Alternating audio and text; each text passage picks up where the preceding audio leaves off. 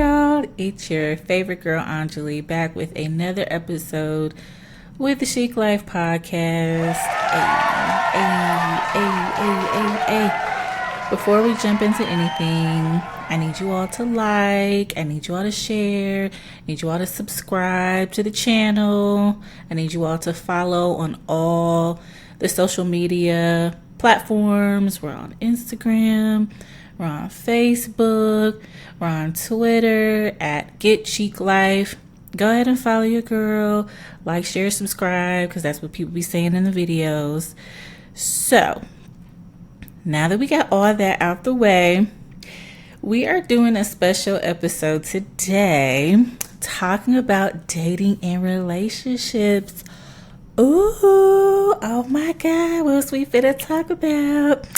We did a poll on the Facebook page sometime last week, getting feedback from our listeners on what subjects are important to them, what they want to hear talked about, commentary about, etc. So relationships, self-care, and dating ranked the highest. So we're going to do a special episode today, just diving into some things, hoping that, of course, it encourages you, empowers you, and inspires you. So let me preface this, right?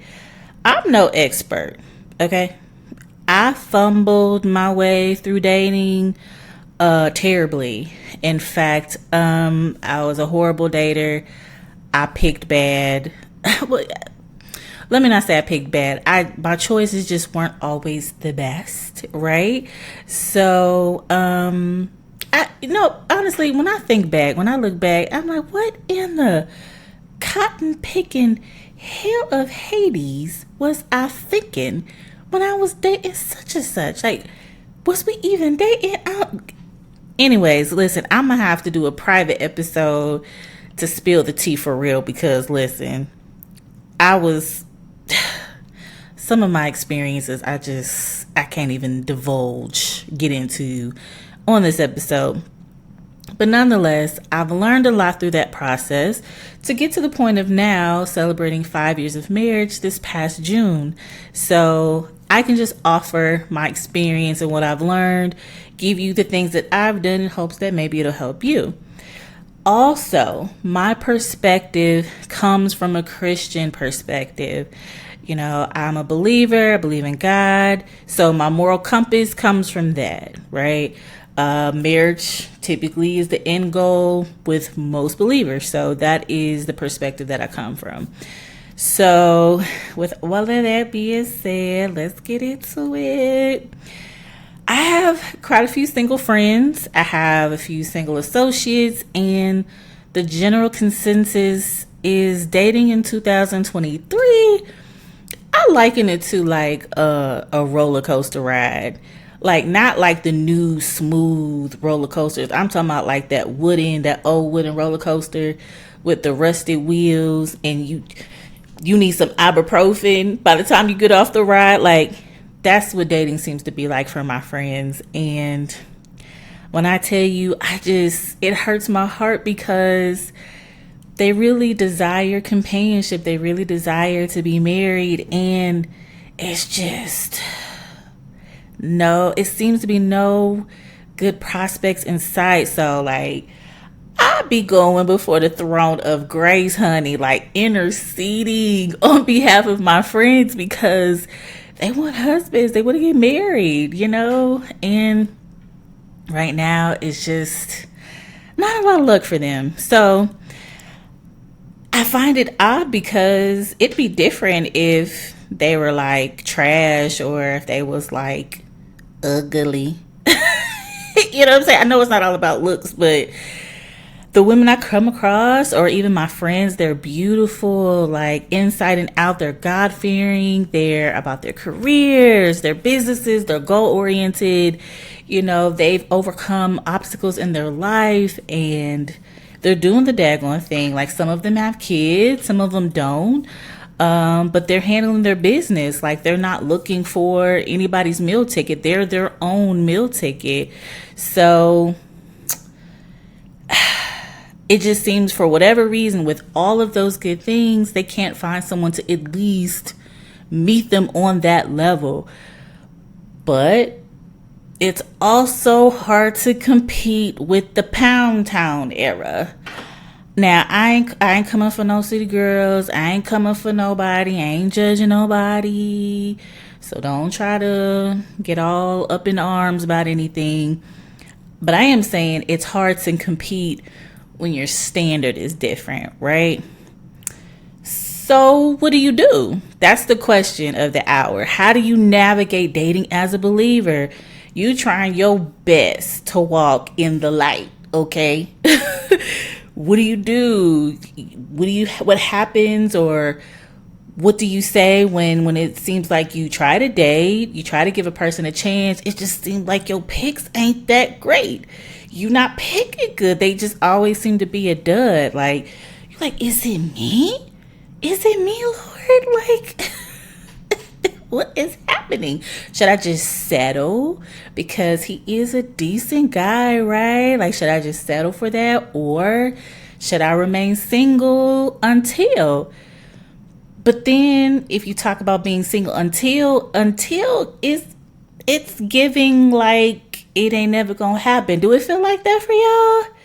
Do it feel like that? Well, if those are your feelings, here's what I can do. I can share what I've learned in my dating experience and some of the things that I did while I was trying to get to that point of hopefully getting married. So this is where you go grab your pen, your paper, your journal, your notes app.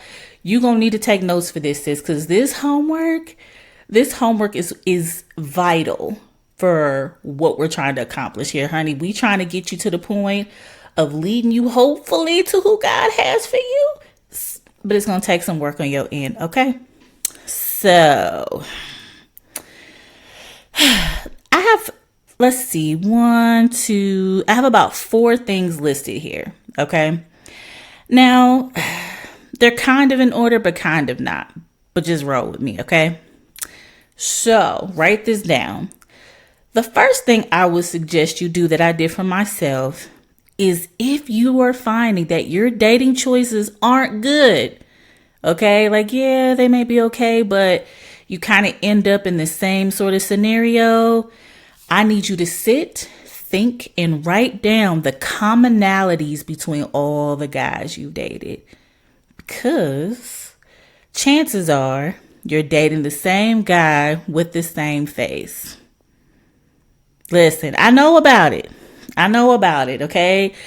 For me, the common thing that I found was I seem to be drawn to guys that kind of needed me in some kind of way. And I'm not talking about like financially, not like that. It was almost like they needed my spirit to heal their wounds. It was like I don't know. They just needed that comfort from me. And so because I wasn't healed, I thought that was like love, or I thought that was like a sense of like attraction. And child, it was everything but what it needed to be. I found out years later, many years later, that being drawn to people in that manner had to do with people pleasing, but that's a whole nother podcast for another day. And, not knowing that was people pleasing, I thought that was love because they wanted me. I didn't understand that really what was happening was just a whole bunch of trauma bonding, but we was calling it dating. Like, let's just be all the way real, because trauma bonding is really a strong connection when you think about it. And I mean, I know we talking about dating, but you might be trauma bonding with some of your friends, but that's a whole nother episode for another day. Trauma bonding can be a strong connection. It makes you feel like you guys are You guys have a lot of things in common. It makes you feel like you guys are both on the same page when really it's just your broken pieces kind of rubbing together. Nobody's whole. Nobody's even doing the work to become whole. It's just y'all are just bonding over whatever your unhealed parts are. And it's strong. So you feel like it's love. You feel like you're connected. You feel all those things. And here's what happens with a trauma bonding relationship. Eventually it's going to give out, because what happens is it's not reciprocal. You think you're in a reciprocating relationship and you're not. It's like you're the one that's always pouring. You're the one that's always giving. You're the one that's always sacrificing. You're the one that's always biting your tongue. You're the one that's always compromising. Kind of like pouring water into a cup with small holes in it. Like you don't see the holes necessarily, but they're there. And what you're pouring and what you're giving and your love and whatever you're doing, it's just slowly seeping through, right? Because the person's not whole. And so you keep pouring and pouring. And then eventually you're going to look for them to pour back into you, but they have nothing left because what you gave them, one, probably wasn't for them in the first place, but it couldn't stay because they weren't healed. It was just seeping through. And so now you're completely depleted, right? And so are they. And so now y'all not getting along because you have nothing left to give. And they're looking for you to continue to give what you've given before. So now you're drained. Now you're depleted. And that's typically when you find yourself going your separate ways. But is that worth it though, right? So write all that down. Write down the commonalities of all the guys and find that commonality and get down to the root of why these guys all seem to be the same guy with a different face. Now, here's the fun part. I need you to make another list. This time, this list is going to be all of your desires, honey. All of everything that you want in a man. And don't overthink it. Don't get all super deep or super spiritual. I just want you to write everything down. Like you want them 6'4", black like midnight, bald head, athletic, whatever it is. You want them to speak 3 languages, whatever it is that you want. Like I need you to write all of that down. I mean, have fun with it. Get down to his looks, his build, his character. Do you want him to have kids? No kids? Maybe you don't care about the job. Maybe you want him to make a certain amount of income, or maybe you want him to be an entrepreneur, or you're looking for write all of that down. Okay. Have some fun. Okay. Write it all down. And then I know this is a lot of homework, but it will be fruitful for you. I promise. The next list I need you to make is a list of everything that encompasses you. I mean, the same way you wrote it all out, your desires for your ideal man, I need you to write all of everything that encompasses you, from your hair to your build to your character to what you do and who you are. I need you to write all of that down. And then once you have your list, your desires list for your man, and then the list of who you are, I need you to put these lists side by side. Y'all not gonna like where I'm going with this, but put these lists side by side. Once you start, going through your list, and do this over a matter of a couple of days, right? I don't want you to do it all in the same day. I want you to make one list one day, the other list the next day, maybe a couple days later, do this part of it. Put these lists together side by side, and I want you to ask yourself a question. Are you the type of woman that this man that you desire, are you the type of woman that he would desire? I know this is not what you wanted to hear, but hear me out though. I'm not saying don't desire certain things. I'm not saying alter who you are to appease anybody. But I am saying accountability is a major thing if you're looking for a fruitful, long-term relationship, leading to marriage, long-term companionship, or what have you. Okay, so let me explain further before y'all get an attitude with me, because I feel it. I feel y'all attitudes coming, okay? Before I started healing, right, I was, a little rough around the edges. I was a little rough. And, I was unhealed. I didn't even realize I was just dealing with a lot of hurt that I just kind of let linger. And so I was rough around the edges, and I made excuses like, well, that's just how I am. And, I don't mean no harm, but this is just me. Y'all be saying it too. So don't act like, don't leave me out on the cliff with this one. Y'all be doing that same thing. And so I had to check myself, because I did desire to be in a relationship. I did desire to get married, but I had to check myself. If my character flaws were severely offensive and caused hurt to other people, then that's a means of checking myself.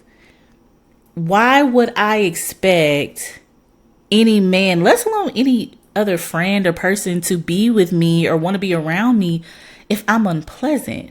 If every time you come around or you talk to me, it's just I'm always growling, or I'm just mean spirited. Like, why would anybody want to be around that? And why would you expect anybody to want to be around that? You wouldn't want to be around somebody that's always mean, or always got an attitude, or always frustrated, so I'm always wrong. You wouldn't want to be around that. So we shouldn't, and I at the time shouldn't have expected anybody, any other human, to deal with my character dysfunctions, because I refuse to do the work necessary to heal, to evolve, and improve. That's all I'm saying. But y'all ain't ready to have that conversation, though. Y'all ain't even ready to have that conversation, and that's fine. So with all of that, I need you to look at your list. So not the list of yourself, but go back to your desires list for your man. I need you to ask yourself this question. Are your desires fruitful and necessary for a long-term relationship, for marriage? Like, would you pass up the guy of your dreams because he ain't 6'4"? I really want you to know. I need you to answer me. No, for real. Like, is that, we call them deal breakers or whatever. Are you willing to pass him up because he's, when you put your heels on, you might be taller than him?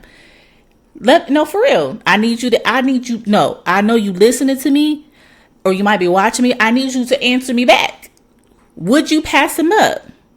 Because again, there's nothing wrong with the desires. And let's go there. There's nothing wrong with wanting to be sexually attracted to the guy you're going to have a long-term relationship with, right? There's nothing wrong with that. And in fact, it is a necessary component to wanting to be married, right? However, trust me when I tell you, he could be fine, he could be good in bed or whatever, but that's not going to carry you long term in a relationship. Because if one thing I know for certain and one thing I know for sure is life will life. And that bedroom action or how good he looked to you, how easy he is on the eyes is not going to carry your relationship. Okay? But his character will. The type of man he is will. How he treats his family will. How he handles adversity. Those are the things that are important. Now, there's a lot of other things that I did, because the list that I'm talking about, I made the same list. In fact, if I'm not mistaken, I still have my list. I believe I started it in either 2013 or 2014. I started making my list, and I had it all color-coded and everything, honey. And then I'd say over the next year, about 2014, 2015, I started crossing stuff off. Like, This is not a deal breaker. You know what? This ain't even that important. You know what? Let me start at it. Is he kind? Is he patient? Because I'm kind of a trip. I'm kind of, I'm a little special. Is he patient? I have a child. Okay? I have a child and she not a baby. How does he feel about kids and being that stand-in for that? Well, he gonna have to know God for real. Like, he gonna have to love God to actually, yeah. That list started changing, honey. And then I had a prayer that I prayed when I started getting back into dating that, listen, anytime, oh, you wanna talk to me? What's your name? Yeah, I give you my number, but what's your name? Honey, listen, before we even got to talking real good, we had to pray that prayer because I don't have this type of time. But I'm not going to give you all that on this episode. You're going to have to tune in to next week's episode to get the other tips and tricks that were done. Okay? So y'all thought y'all was going to get it all today? Y'all, I'm not giving you all the goods today. No. So I want you to do all of that. Make all your lists out. You got about, let me see, 1, 2. You got about 3 lists that need to be done by next week. By next week's podcast, I'm gonna need y'all to have y'all list done so y'all can carry on with the other stuff I'm gonna give you so we can get this together. Because if you ask my friends, oh, when I say we touching in the green, you want a husband? You want to be married for real?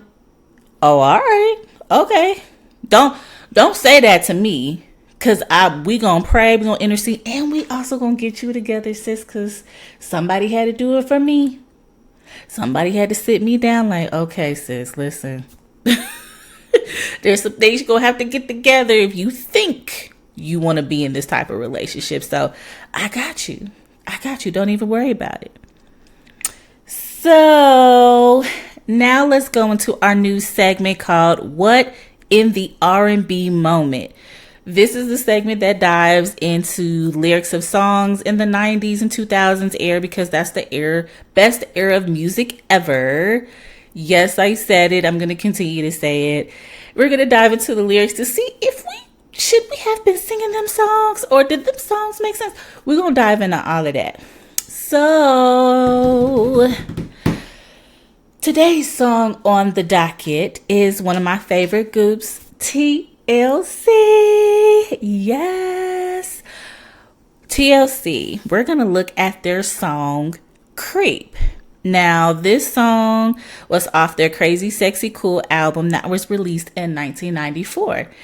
Now, for context, I need you to understand, in 1994, I don't know how you were, but I feel like the listeners are kind of in the same age bracket. I was 8. I was 8 when this song came out. I just want to put that out there. You know how the song start out. Oh, ah, oh, ah, oh, ah. Yeah, y'all know how it start. Okay, so the first verse says, the 22nd of loneliness, and we've been through so many things. Okay, that ain't too bad, right? She loves her man with all honesty, but she know he's cheating on her. Well, why would she stay? Why would she stay if she know that? You look at him in his eyes. He tells me all lies just to keep her near. Well, again, why would she stay if he cheating and he lying? Like, why would she stay with him? Never leave him down. And he might mess around. And then, wait a minute. It's only because she needs some affection. So she creeping on the down low. Nobody is supposed to know, so I creep, because he don't know what I do, and no attention goes to show.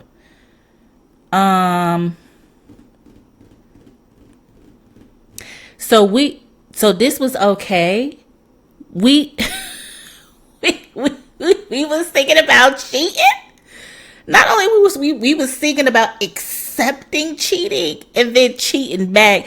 Didn't we talk about trauma bonding? Didn't we just talk about that? Okay, so then The 23rd of loneliness.